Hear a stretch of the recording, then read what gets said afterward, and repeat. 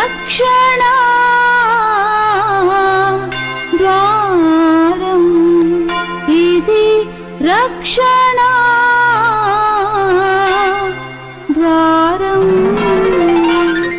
దేవునికి స్తోత్రం. హల్లెలూయా. దేవుడి నామానికి మహిమ కలుగును గాక. ఈ రోజున మనం ధ్యానించబోతున్న రక్షణ ద్వారం యొక్క సందేశము, దారి తప్పిపోతున్నావా సంగమా, ప్రియ సహోదరి సహోదరుడా అనేటువంటి అంశం ద్వారా ప్రభువారు మనతో మాట్లాడబోతున్నారు. ఆదికాండము 8వ అధ్యాయము 7వ వచనము చదివినట్లయితే, ఒక కాకిని వెలుపలికి పోవిడిచెను, అది బయటికి వెళ్ళి భూమి మీద నుండి నీళ్లు ఇంకిపోవు వరకు ఇటు అటు తిరుగుచుండెను. దేవుడి నామానికి మహిమ కలుగును గాక. ఆదికాండం 6వ అధ్యాయంలో దేవుడికి ఆయాసకరంగా దేవుని దృష్టిలో పాపం చేస్తూ ఉన్న వారిని దేవుడు మరణానికి అప్పగించారు. నీతిపరుడైనటువంటి నోవాహుని రక్షించడానికి నోవాహు ద్వారా దేవుడు వాడ తయారు చేసి నోవాహు యొక్క కుటుంబ సభ్యులను, కొన్ని జంతువులను, కొన్ని పక్షులను ఆ వాడలో ఉంచి ఆ యొక్క భూమి మీద వర్షము కుమ్మరించినప్పుడు మొత్తం అంతా కూడా ఆ ప్రాంతం అంతా కూడా మునిగిపోతున్న పరిస్థితులు. ఆ మునిగిపోతున్న పరిస్థితులలో యొక్క నోవాహు కుటుంబము యొక్క జంతువులు, సంపద ఇవన్నీ కూడా ఆ వాడలో ఉండటం వల్ల వాళ్ళు రక్షింపబడ్డారు. అయితే కొంతకాలానికి ఆ నీరు తగ్గుతుందా అని చూసి రావడానికి బయటికి యొక్క నోవాహు ఏం చేస్తాడంటే ఒక కాకిని తీసి బయటికి పంపించినట్లుగా మనం చూస్తున్నాం. ఆ కాకి ఏం చేసిందంటే మొత్తం అంతా తిరిగి అటు ఇటు తిరిగి ఆ వాడ ఎక్కడ ఉందో అన్న విషయం మర్చిపోయి భూమి మీద అటు ఇటు తిరుగుతుందన్నట్లుగా మనం ఇక్కడ ఈ లేఖనాలు చదువుతున్నాం. దేవుడి నామానికి మహిమ కలుగును గాక. హల్లెలూయా. ఈ మాట మనం ధ్యానించినట్లయితే ఈ కాకి వాడ, రక్షించిన వాడ ఎక్కడుందో దాని జాడ మర్చిపోయి ఈ లోకంలో ఉన్న ఋషులను చూచుటకు అటు ఇటు తిరుగుతున్నట్లుగా మనం చూస్తున్నాం. అలాగే ప్రియ సహోదరి సహోదరుడా, దేవుడి సన్నిధానంలో రక్షింపబడిన నీవు కష్టాల్లో, బాధల్లో, ఇరుకుల్లో, నెమ్మది లేక, సమాధానం లేక, అనేక ఇబ్బందులతో, మరణకర పరిస్థితులలో ఉన్న నిన్ను ప్రభువు రక్షించి తన యొక్క సన్నిధానంలోకి కూర్చోబెట్టిన తర్వాత, ఆ సన్నిధానానికి నడిపించుకున్న తర్వాత, ఇంకా ఈ రోజున నీ యొక్క జీవితము, నీ యొక్క ఆత్మీయ జీవితము ఎలాగున్నది? దేవుని సన్నిధిలో నడుచుకుంటున్న నీవు ఈ రోజున దారి తప్పిపోయి ఉన్నావేమో. మనం ఈ రోజున ఆ విషయాన్ని మన జీవితాన్ని పరీక్షించుకొని దేవుని సన్నిధానానికి, ఆయన సావాసానికి మనం తిరిగి వచ్చేవారిగా ఉండాలని ప్రభువారు కోరుకుంటున్నారు. దేవుడి నామానికి మహిమ కలుగును గాక.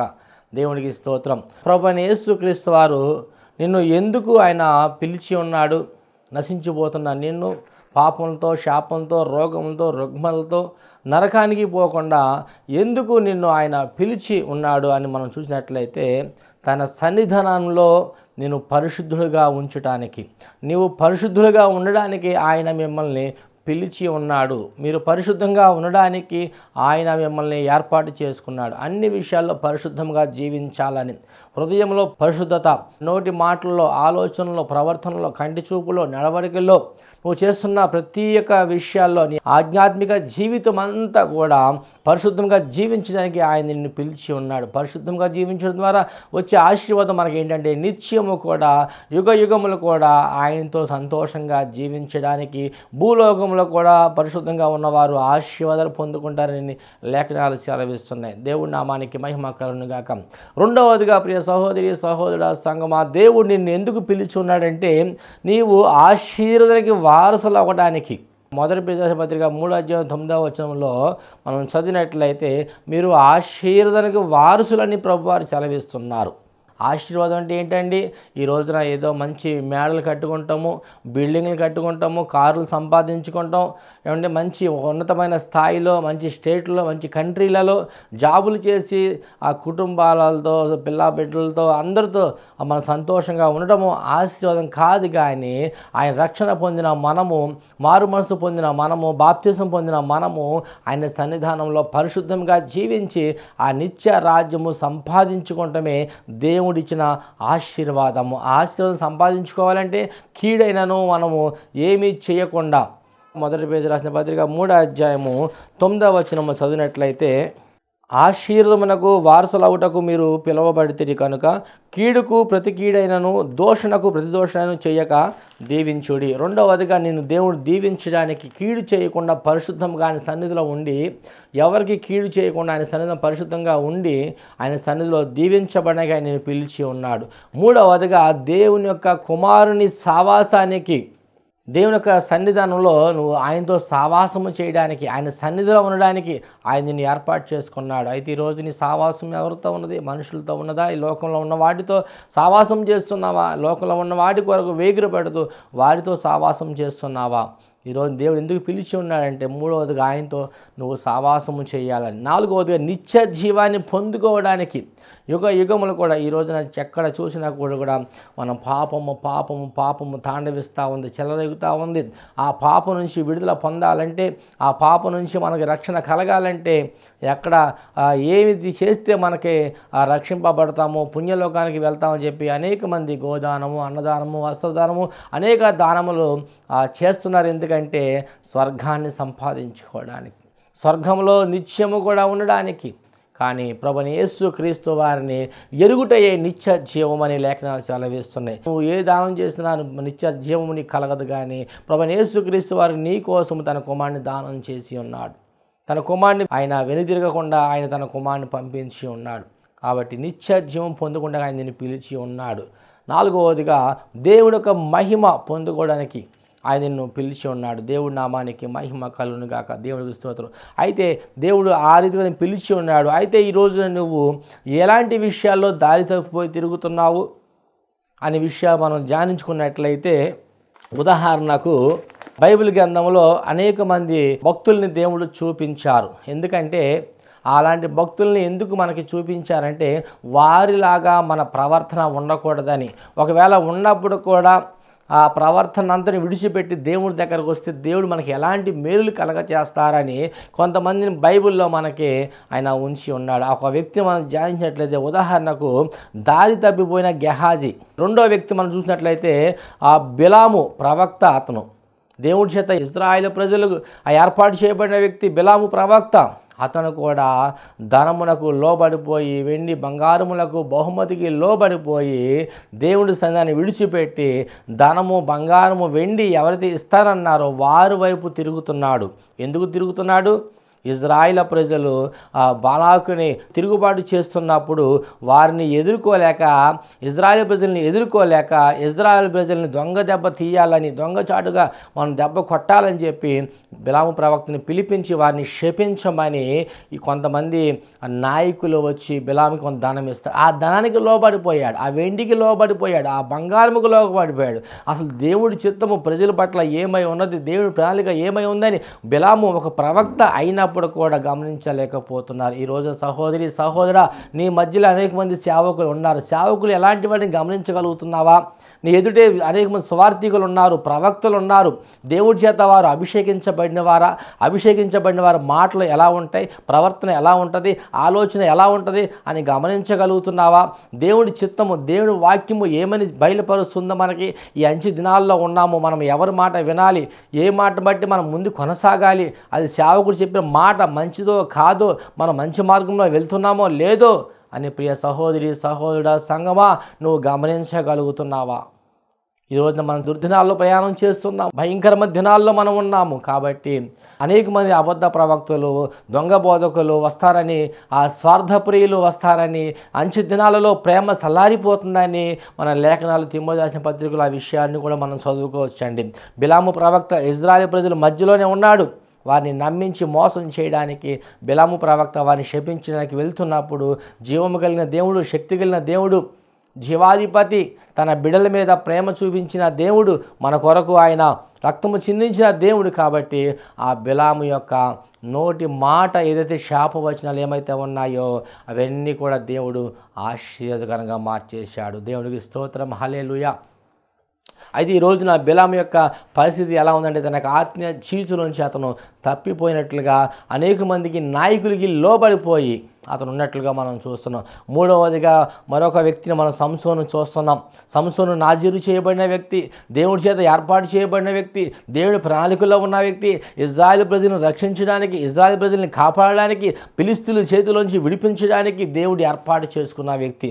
అలాంటి వ్యక్తి ఉన్న పాటున తన యొక్క శరీర కోరిక వాంఛ తీర్చుకోవడానికి ఏం చేస్తున్నాడంటే తిమ్నాతుకు వెళ్ళిపోయి అక్కడ ఒక వేశ్యతో అతను గడిపినట్లుగా మనం చూస్తున్నాం. దేవుడి నామానికి స్తోత్రం, హల్లెలూయా.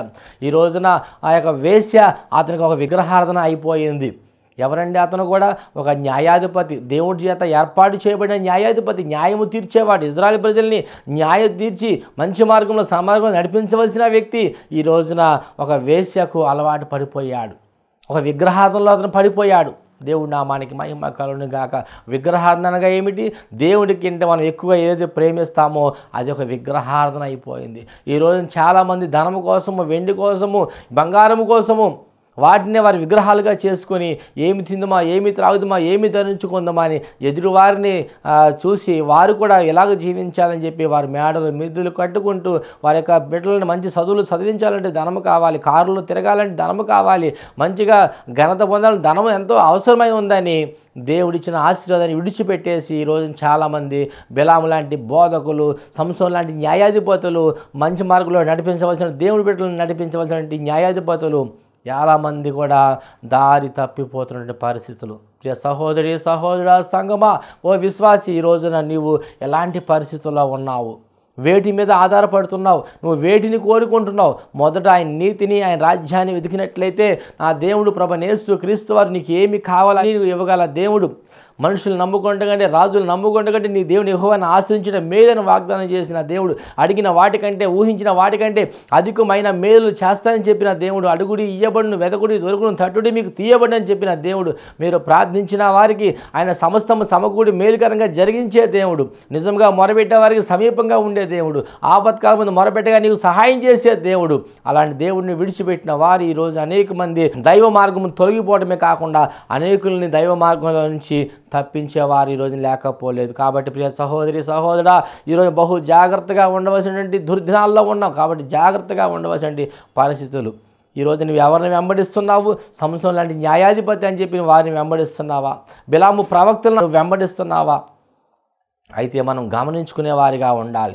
మూడవదిగా మనం చూసినట్లయితే సొలొమోను అనే దావీదు మహారాజు యొక్క కుమారుడు సొలొమోను దేవుడి చేత ఏర్పాటు చేయబడిన వ్యక్తి. దేవుడు అతను అడుగుతాడు, ఓ సొలొమోను నీకు ఏమి కావాలయ్యా అంటే ఆయన అడుగుతాడు కదా, ప్రభువా ఈ ప్రజలందరూ కూడా పరిపాలించడానికి నాకు జ్ఞానం ఉంటే చాలయ్యా, నాకు ఇంకేమీ అక్కర్లేదయ్యా అని చెప్పి అతను మొదటగా దేవుని యొక్క జ్ఞానాన్ని అతడు అడిగినట్లుగా మనం చూస్తున్నాం. ఎందుకంటే జ్ఞానం అడిగాడు ప్రజల్ని మన సన్మార్గంలో నడిపించడానికి, దేవుని మార్గంలో నడిపించడానికి, ఏది సత్యమో ఏది అసత్యమో అని చెప్పి వారిని సన్మార్గంలో నడిపించి నిత్య జీవనం నడిపించడానికి సొలొమోను జ్ఞానం అడిగితే దేవుడు ఆ జ్ఞానంతో పాటు సర్వ సంపదలు అతనికి అనుగ్రహించాడు. తనకి ఏమి తక్కువ చేయలేదు. అడిగిన దానికంటే, ఊహించిన దానికంటే అధికంగా దేవుడు అతనికి అనుగ్రహించాడు. అయితే అతను చేసిన పని ఏంటంటే ఫరో కుమార్తెని, అంటే దేవుడి బిడ్డల్ని బాధ పెడుతున్నటువంటి కుమార్తెని చేసుకున్నాడు. ఆమెతో పాటు దేవత విగ్రహాల్ని పూజించే వారిని, ఇంకా అనేక మంది స్త్రీలను వివాహము చేసుకున్నట్లుగా మనం చూస్తున్నాం. దేవుడి నామానికి మహిమ కలుగును గాక. దారి తప్పిపోయిన సొలొమోను పరిస్థితి చాలా భయంకరమైపోయింది. వాక్యం హెచ్చరిస్తూ ఉంది కదా, నువ్వు వెచ్చగా ఉండు, చల్లగా ఉండు, నులివెచ్చని స్థితిలో ఉన్నట్లయితే నా నోట నుంచి ఆయన ఉమ్మి వేస్తానంటున్నాడు.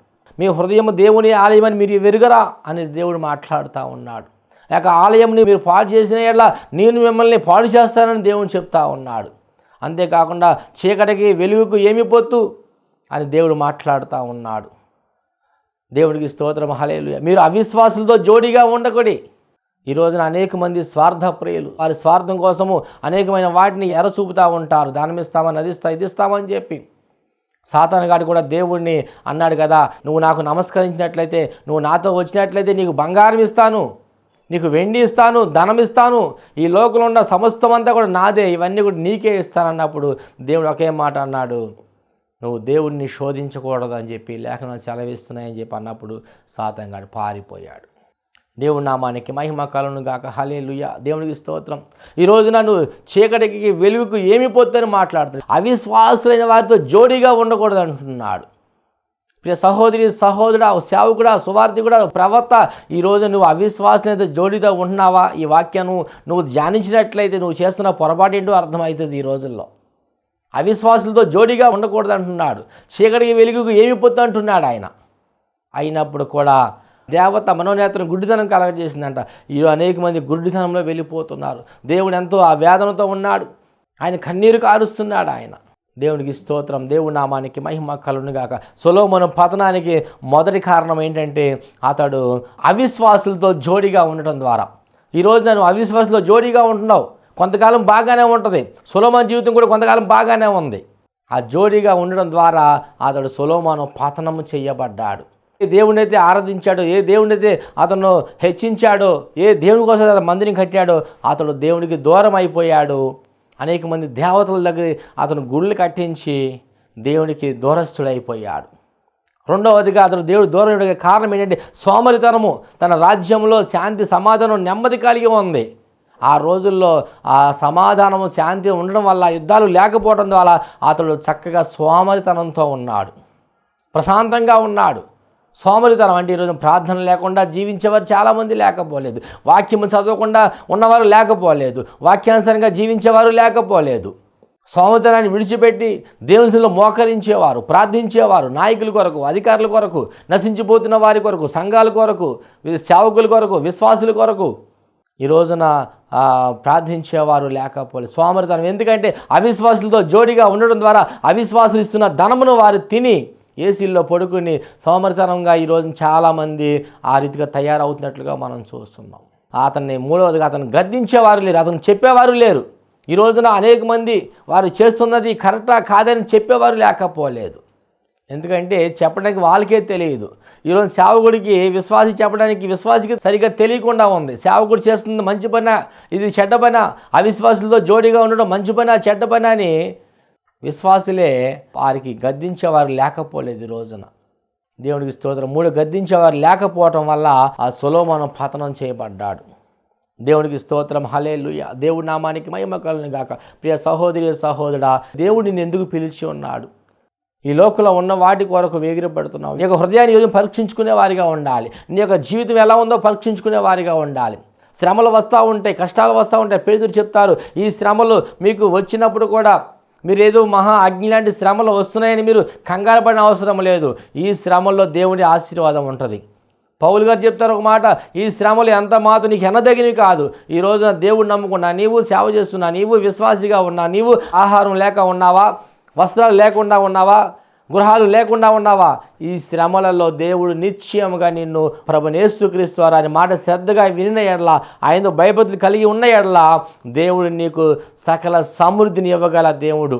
నువ్వు బైబిల్ చదివినట్లయితే ద్వితీయోపదేశకాండం 28వ అధ్యాయం 1-14 వచనాలు చదివినట్లయితే నువ్వు శ్రద్ధగా భయభక్తులు కలిగి ఆయన వాక్యాన్ని విన్నప్పుడు నిన్ను దేవుడు తలగా నియమించే దేవుడు.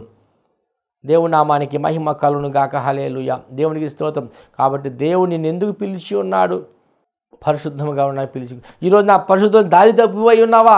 ఒక సొలొమోను వలె, ఒక దావీదు వలె వీళ్ళందరూ కూడా బైబిల్లో ఎందుకు పెట్టారంటే, ఎందుకు చూపించారంటే వారిని బట్టి కూడా మనకు మార్పు కలగడానికి, వారిలాగా మనం జీవించకూడదని. మరలా వారు పశ్చాత్తాపడినప్పుడు దేవుడు వారిని బహుగా ఆశీర్వదించారు, బహుగా దీవించాడు. దేవుడి నామానికి మహిమ కలుగును గాక. ప్రభువైన యేసుక్రీస్తు వారు మనకు ధారాళంగా ఇచ్చే దేవుడు. పరిశుద్ధంగా జీవించినప్పుడు, ఆయన మాటల వైపు మనం తిరిగినప్పుడు, రెండవదిగా ఆయన మనల్ని క్షమించే దేవుడు, మూడవదిగా చూసినట్లయితే ఆయన మనల్ని రక్షించే దేవుడు, అన్ని విషయాల నుంచి రక్షించే దేవుడు.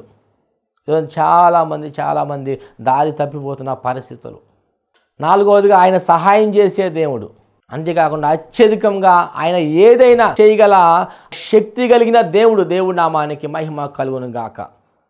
ఈరోజు చాలామంది దారి తప్పిపోతున్న పరిస్థితులు. మందిరంలో ఉండవలసిన వారు మందిరంలో ఉండకుండా దారి తప్పిపోయి వెళ్ళిపోతున్న పరిస్థితులు. ఈ మధ్యలో ఒక వ్యక్తి నాకు తారసపడ్డాడు. ఆ వ్యక్తి చేసిన పని ఏంటంటే, మొన్న ఒక అతను అంటున్నాడు, అయ్యా మా కుటుంబంలో 5,50,000 రూపాయలు ఒక అతనికి ఇచ్చానయ్యా, పట్టుకుపోయాడు. ఎందుకు ఇచ్చావయ్యా అంటే, చేయబదులు ఏదో 2 ఇంట్రెస్ట్ ఇస్తానని చెప్పి ఇచ్చానయ్యా అన్నాడు. ఎవరు అతను? దేవుడు నమ్ముకున్న వ్యక్తే 5 లక్షల రూపాయలు అతనికి అవిశ్వాస అతనికి 2 లక్షలు ఇచ్చాడు. అంతే, అతను ఇవ్వటమే కాకుండా వేరే వాళ్ళకి కూడా అతను మధ్యలో అడ్డం వండి ఇప్పించాడు. ఈ వ్యక్తి ఎవరని మనం చూసినట్లయితే ఆదివారం పని ఎక్కువగా ఉంటే మందిరాన్ని మానేసి దేవుడికి సమయాన్ని ఇవ్వకుండా ధనముకు ఎక్కువగా సమయం ఇచ్చేవాడు, పనికి ఎక్కువగా సమయాన్ని ఇచ్చేవాడు. ఆ ఆదివారాలు పని మానేశాడు, దశంభాగాలు ఇవ్వటం మానేశాడు. ఏదో తను చేసిన దాంట్లో ఏదో కొంత కొరతో ఇస్తున్నాడు. ఉన్న పాటున అతను 5,50,000 రూపాయలు తీసుకున్న వ్యక్తి, అంతేకాకుండా మధ్యవర్తిగా ఉన్న ఇతను అనేక మంది దగ్గర ఇప్పించాడంట ధనము. అతను పట్టుకుని పారిపోయాడు. ఎక్కడ పొరపాటు చేయాలని ఆలోచించాడు. ఏదో ఒకటే, అతడు మందిరానికి వెళ్ళవలసిన సమయాల్లో మందిరాన్ని మానేసి ధనముకి వారు పరిగెడతాము. దేవుడి నామానికి మహిమ కలుగును గాక. హల్లెలూయా. ధారాళంగా దయచేసే దేవుడు. సాతానుగాడు ఎవరు మింగుదమని గర్జన సింహల వాడు తిరుగుతున్నాడు. ఎందుకంటే వాడు సమయం కొంచెమే ఉన్నది కాబట్టి. వాడు సులువుగా పాపములు ఆయన చిక్కులు పెట్టేవాడు సాతానుగాడు. హెబ్రీ పత్రిక 12:1 మనం చూసినట్లయితే, రెండవదిగా సాతానుగాడు చేసేవాడు, నీకు వచ్చిన మేలుని సాతానుగాడు దూరం చేసేవాడు. దేవుని ముఖము నీకు మరుగు చేసేవాడు, దేవుడి ముఖం కనపడనివ్వకుండా, దేవుడు మహిమను పొందుకొనివ్వకుండా, పరిశుద్ధాత్మ శక్తిని అనుభవించకుండా మహిమను కోల్పోయేలాగా మరణము తెచ్చేవాడు సాతానుగాడు. వాటన్నిటిలోంచి దేవుడు నిన్ను తప్పించి నిత్య జీవాన్ని ఇవ్వడానికి ఆయన పిలిచి ఉన్నాడు. కాబట్టి ఈ రోజున ప్రియ సహోదరి సహోదరుడ సంగమా, ఎలా ఉన్నావు నీవు? ఉదాహరణకు మనం అనేక మంది భక్తులను బైబిల్లో చూసాము. ఇంకో వ్యక్తి మనం చూసినట్లయితే గెహాజీ అనే ఒక వ్యక్తిని మనం చూస్తున్నాము. నయమాన్ అనే ఒక వ్యక్తి ఎలీషా దగ్గరకు వచ్చి అతను స్వస్థత పొందుకుంటాడు. స్వస్థ పొందుకున్న తర్వాత కొన్ని వేల కోట్ల రూపాయల ధనము ఎలీషాకి ఇస్తానికి నయమాన్ తీసుకువచ్చినప్పుడు, ఎలీషా నీ ధనము వద్దు, నాకు ఏమొద్దు, నువ్వు తీసుకుపో అన్నప్పుడు అతను నయమాను ఆ ఎలీషా దగ్గర నుంచి నయమాను వెళ్ళిపోతాడు. ఆ విషయము, ఆ యొక్క సంగతిని గ్రహించినటువంటి ఈ యొక్క గెహాజీ ఎలీషాని విడిచిపెట్టి పరుగున ఆ యొక్క నయమాన్ దగ్గరికి వెళ్ళి, ఎలీషా మా ముందు చెప్పడానికి మొహమాట పడ్డాడయ్యా, మమ్మల్ని పంపించాడు ధనం తీసుకురామని, వెండి తీసుకురామని, బంగారం తీసుకురామని, మీరు ఏమైతే తీసుకొచ్చారో అవన్నీ నాకు ఇచ్చేయండి అన్నప్పుడు, నేను ఇస్తానది 2-3 అయితే అంతకు 4 రెట్లు నీకు ఇస్తాను, మొత్తం తీసుకెళ్ళిపో అని చెప్పి ఆ గెహాజీకి ధనము ఇచ్చినట్లుగా మనం చూస్తున్నాం. వెంటనే దేవుడు ఎలీషాతో మాట్లాడుతున్నాడు, గెహాజీ ఈ పని చేస్తున్నాడని చెప్పి అన్నప్పుడు వెంటనే గెహాజీ ఎలీషా దగ్గరికి వచ్చినప్పుడు, గెహాజీ నువ్వు ఎక్కడికి వెళ్ళావంటే, నేను ఎక్కడికి వెళ్ళలేదయ్యా అని ఎలీషాతో అబద్ధం ఆడుతున్నాడు. ఎలీషా అంటాడు కదా, నా ఆత్మ నీతో కూడా రాలేదా? ఈ రోజున నీవు చేస్తున్న పని ఎవరు చూడలేదు అనుకుంటున్నావేమో, కానీ దేవుడు చూస్తున్న దేవుడు ఆయన. ఈ గెహాజీ కూడా ఆ ధనముకు లోబడ్డాడు, ఆ ధనం వెంట పరిగెట్టాడు. వెంటనే ఎలీషా అంటాడు కదా, నువ్వు ఆ ధనమునకు పరిగెట్టి ఉన్నావు కాబట్టి నయమానికి ఏ కుష్ఠరోగం వచ్చిందో అదే కుష్టి నీకు నీ సంతతికి వచ్చునుగాక అన్నాడు. ఆ కుష్టి ఎందుకు వచ్చిందండి అతనికి? తనతో పాటు తన బిడ్డలందరూ కూడా, వంశమంతా కూడా శాపాన్ని కొని తెచ్చుకున్నది.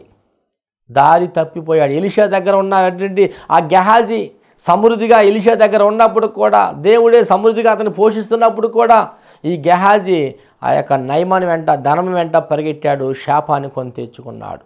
అయితే గెహాజీ గురించి, సొలొమోను గురించి, దావీదు గురించి, సంసోను గురించి, బిలాము గురించి కొన్ని విషయాలు మనం తెలుసుకోవాలనుకుంటే, ఒకటి, వీళ్ళందరూ కూడా భూ సంబంధమైన కోరిక కలిగినటువంటి వారుగా మనకి బైబిల్లో కనబడుతున్నారు. ఈ రోజున భూ సంబంధమైన వారి కోరికను కలిగి ఉన్నావా? రక్షణ పొందిన నీవు, మారు మనసు పొందిన నీవు, దేవుడిని ఎందుకు ఏర్పాటు చేస్తున్నాడన్న మర్చిపోయి, దేవుడు ఇవ్వగలడని మర్చిపోయి, ఇంకా దేవుడి విశ్వాసం లేక, నమ్మకం లేక ఒకవేళ ఉన్నావేమో. ఈ గెహాజీ కూడా అట్లాగే ఉన్నాడు. భూ సంబంధమైన కోరిక కలిగి ఉన్నాడు. అయ్యో ఎంతకాలం నేను ఎలీషాతో ఉంటాను, ఎలీషా ఎంతకాలం ఉంటాడో పోతాడో తెలియదు, ఆయన దగ్గర ఏమీ లేదు, కనీసం ఇల్లు కూడా లేదు, వస్త్రాలు కూడా సరిగ్గా లేవు ఆయన దగ్గర, ఏ రోజు తిండి ఆ రోజే, రేపు రోజున ఎలీషా కానీ చనిపోతే నా పరిస్థితి ఏంటి, నా బిడ్డల పరిస్థితి ఏంటి అని ఆలోచించాడేమో.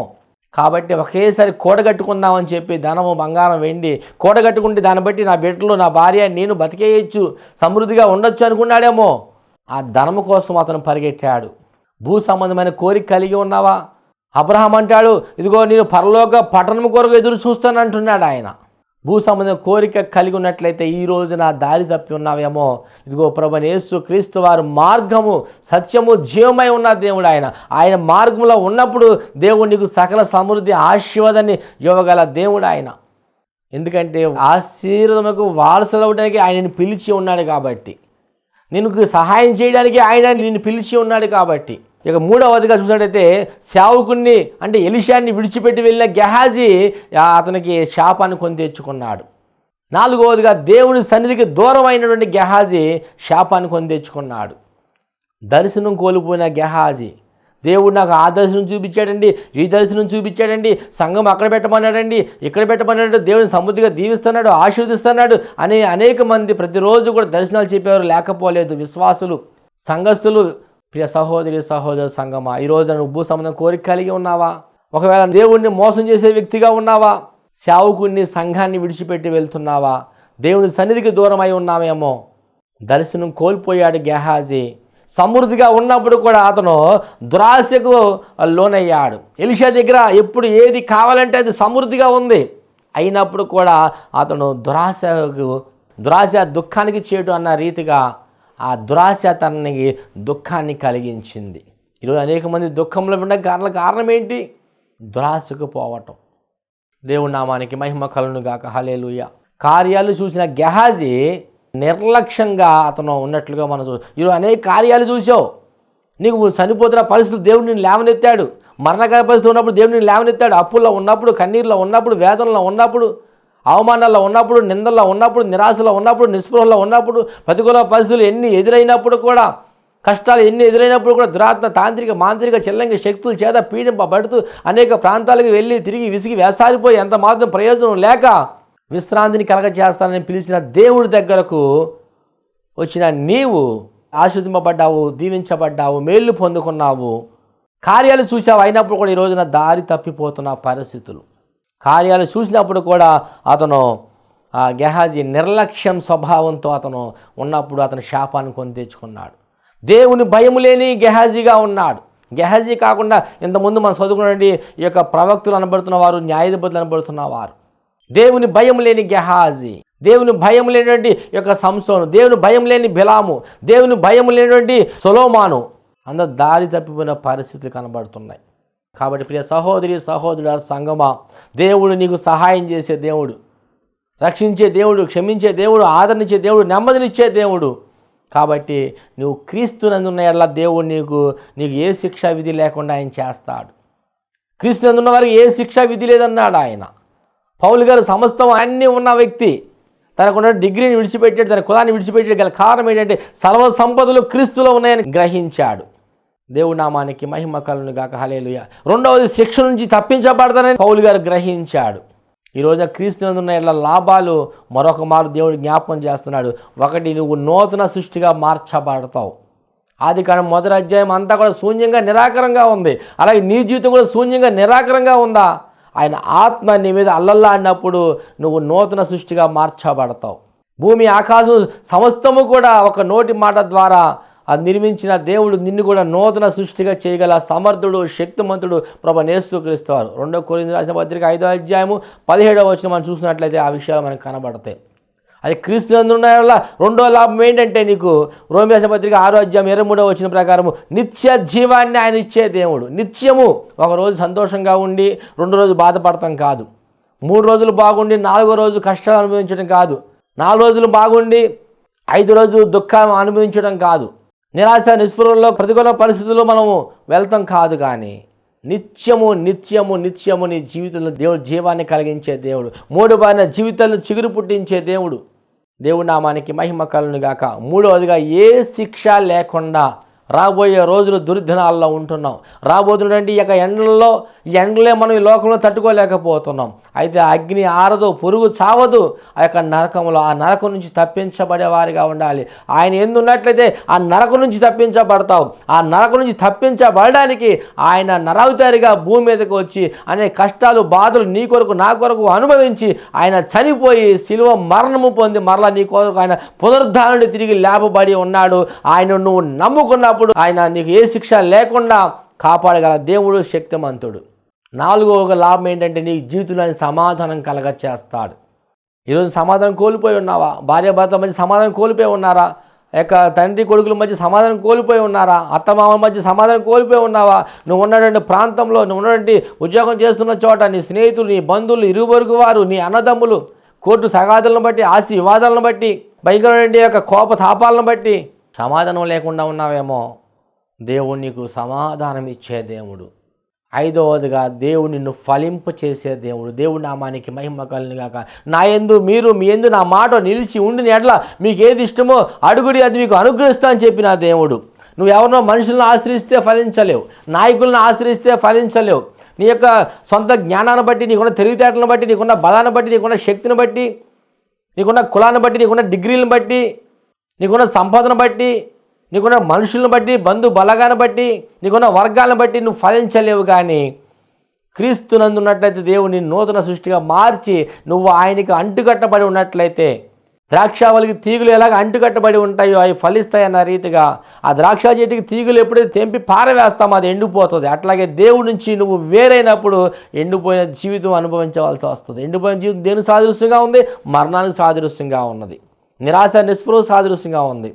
కాబట్టి ఈరోజు ప్రియ సహోదరి సహోదరుడా, ప్రియ సంగమా, దేవుడు ఏర్పాటు చేసుకున్న సంగమా, దేవుడి చేత పిలువబడిన సంగమా, అంచు దినాల్లో ఉన్నాం. ఈరోజు దారి తప్పిపోతున్నావా? సాతానుగాడు సులువుగా చిక్కులు పెట్టేవాడు, నీకు మేలును దూరం చేసేవాడు సాతానుగాడు. దేవుడైతే రక్షించే దేవుడు, క్షమించే దేవుడు, ఆశీర్వదించే దేవుడు. నిన్ను ఆయన పిలిచి ఉన్నాడు. ఎందుకంటే నీకు దేవుని సావాసానికి పిలిచి ఉన్నాడు, నిన్ను ఆశీర్వదించి పిలిచి ఉన్నాడు. ఆయన సన్నిధిలో నువ్వు ఉన్నట్లయితే నువ్వు ఫలిస్తావు. కాబట్టి ప్రియ సహోదరి సహోదరు, దారి తప్పిపోయినావా? ఈ రోజైనా మంచి మార్గంలోకి వచ్చి ఆయన సన్నిధి నిలిచినట్లయితే ఆయన క్షమించే దేవుడు. నీ పాపం రక్తంతో కడిగి పరిశుద్ధపరిచి పవిత్రపరిచి నిత్య రాజ్యానికి వారసులుగా ఉంచగల దేవుడు, శక్తిమంతుడు ప్రభువైన యేసుక్రీస్తు వారు ఆయన దయ కనికరం కృప వాత్సల్యత ప్రభువారు మీకు అనుగ్రహించునుగాక. ఆమేన్. ప్రార్థన. పరిశుద్ధుడా యేసయ్య, నీకు వందనాలు తండ్రి. దారి తప్పిపోతున్నావు అని విశ్వాసి అనేటువంటి నా తండ్రి, నా అంశం ద్వారా ఈరోజు మాతో అందరితో మీరు మాట్లాడిన విధానం బట్టి నీకు స్తోత్రములు నా తండ్రి. చెప్పబడిన మాటలు ప్రతి ఒక్క హృదయంలో నాటబడి నీరు కట్టి ఫలించేట్లుగా సహాయం చేయమని, ప్రోగ్రాం చూసిన ప్రతి బిడ్డను పేరు పేరున ఆశీర్వదించమని, అలాగే నా తండ్రి ప్రోగ్రాం స్పాన్సర్ చేసిన బిడ్డలను కూడా మీరు దీవించమని, 100 రెట్ల ఆశీర్వాదం కలగ చేయమని యేసుక్రీస్తు శక్తి కలిగిన పునరుద్ధరణ నామములు అడిగి వేడుకుని పొందుకున్నామని నమ్ముచున్నాము తండ్రి. ఆమేన్. అందరికి వందనాలు. ప్రభువు మిమ్మల్ని దీవించును గాక.